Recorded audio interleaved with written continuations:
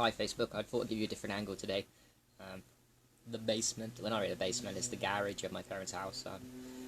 Okay, so this has come up today, and what comes up a lot is what we are meant to learn in this lifetime, at this current projection of time. So, I'm learning, always learning, and always relearning this message, so I thought I'd make a video about it, for my fellow people on YouTube who don't get to see my Facebooks a lot, on emotional healthiness and my take on how to be, Harry's guide on how to be emotionally healthy. Now, this is interesting because I would describe myself as having been emotionally unhealthy for the longest time, but I practiced, and this is how you can spot people that just ain't right. And then this is how, if you want to desire to become an emotionally unhealthy person outside of diet and health protocols, it's all to do with the brain and rewiring this brain. It's all to do with something called cognitive behavioral therapy as well. It's linked in. It's how you see the world and what you do.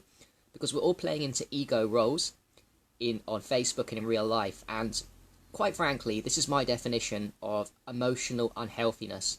Now, here's the thing. You can be physically healthy and do lots of physical health practices. But my definition of emotional unhealthiness is a little different, probably. So that, it's outside of physical health protocols. This is how I define emotional unhealthiness, okay?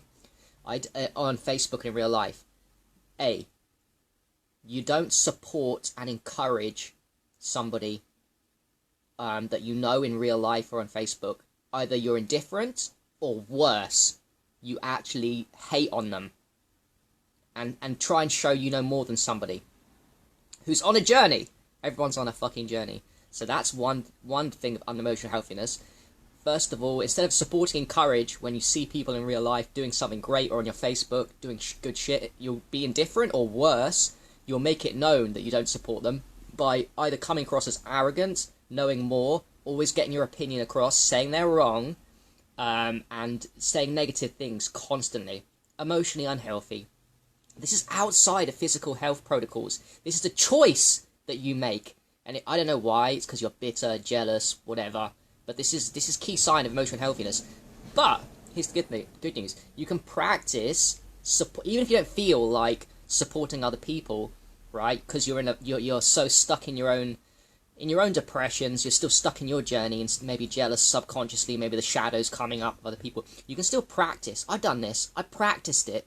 And it's not hard. Just go and, like people's posts, compliment people, be nice to people, support people. And even if you don't feel that trust of their journey that you have to tell them, shut your mouth and practice just shutting your mouth. And, instead of disagreeing with somebody, fucking hell, how hard can it be? 2 people today have come on my Facebook that I respect. Oh, wow. I mean, 2 people that I can learn from, because I think I can learn from everyone. But it's weird. Let me tell you, it's very strange to me. People that know a lot and are really good into physical health can lower their vibration by getting triggered, by not supporting you and saying, oh, I know more than you. It's very fucking weird. It's just really easy. This is, when you support and encourage other people, you give an indicator to that person that you are emotionally healthy. That's really simple and true. When you don't, when you're indifferent, people won't know that you're emotionally unhealthy. But when you constantly have to tell somebody in real life or Facebook or whatever that you know more, that indicates to them that you are emotionally unwell. And by emotionally unwell, I mean you've got shadow work to do. We all have shadow work to do, by the way, even myself. But the people that are constantly biting at you, sniping at you, wanting to think they know more in real life and Facebook, they're the ones that are indicating that, it's just crazy that people can be it's so easy to me to support other people. Even at the beginning of my journey, I was just so excited from dot one that I was, for each little stage of my journey, I was going up and I was excited, I was transforming. I was like, yay, cool, I'm getting better. I was still sucking and shit, but I was excited for my journey, like 1 year in, 10 years in now. Year 1, I was like, fucking hell. Yeah, I struggled at times, I'm not gonna lie, it's always a struggle, like when you don't enjoy the process, you want the results quick, but I always I want to support people because I was becoming more, so why shouldn't I want other people to become more? When you don't support somebody in that moment, that's a trigger, and you are indicating that you are just not. That is a way for you to learn. Your shadow is coming through, right? Your shadow.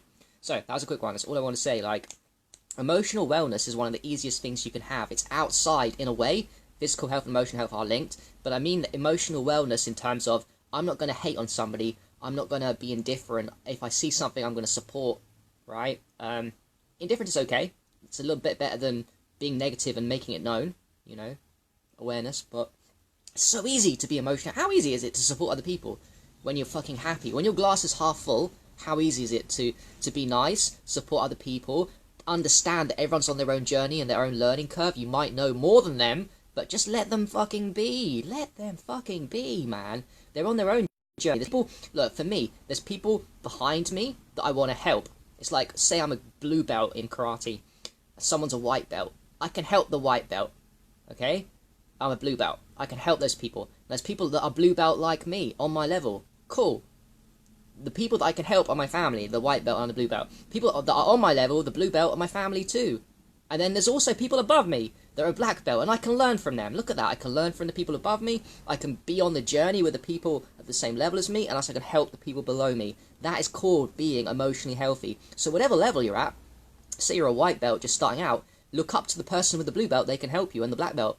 If you're a blue belt, you can help the people down below, and that'll make you feel good, emotionally healthy, and you can help the people above you. And you can learn from the people above you, the black belt, and that will help you be more emotionally healthy. If you're a black belt, you can help the blue belts, and the blue belts can go and help the white belts. You see, that's why it's always good to be the best you're going to be, because then you can help the people below you who help the people below you. How crazy is that? Yeah? Fucking powerful, what I just said there. Very powerful. Cheers. You're Sully. Trying to pronounce your name. You, Sully. I've seen you before, though. I recognise you, and I like my Facebook family, so I appreciate you too. Oh, don't get me wrong, diet plays a huge part. I'm just making a point that you can be extremely on point with your physical health protocols and still get triggered, shadow work, and all this stuff. I see it all the fucking time. I'm not saying don't work on your physical health. I'm working on physical health more than most people in the fucking world. I work on my emotional health too. I'm making a point that people that are really on point with their physical health still have my definition of emotional healthiness, which is worse than indifference, lack of support, won't support other people in real life, and you know, bitterness. As soon as they get triggered, they'll not understand they're being triggered. You can work all the fucking time on physical health, but you don't understand triggers and what's being triggered to you. And I see a recurring pattern with the same people coming up on my Facebook and my friend's Facebook, because funny enough, I spend a lot of time on Facebook supporting other people and helping the communities, because that's how it's my future's invested in that, you know, that's my future. So I can see what people do, and I see recurring patterns of high vibe people, or people that should know fucking better in physical health, that are really on top of their game with physical health. Not everybody, but outliers. Outliers are the people that I learn from. Extreme examples of people that should be that are emotionally unhealthy, right? That's how I learn. Oh, by the way, I'm an extreme example too. Extreme example of probably taking things too far most of the time. So anyway, yes, peace.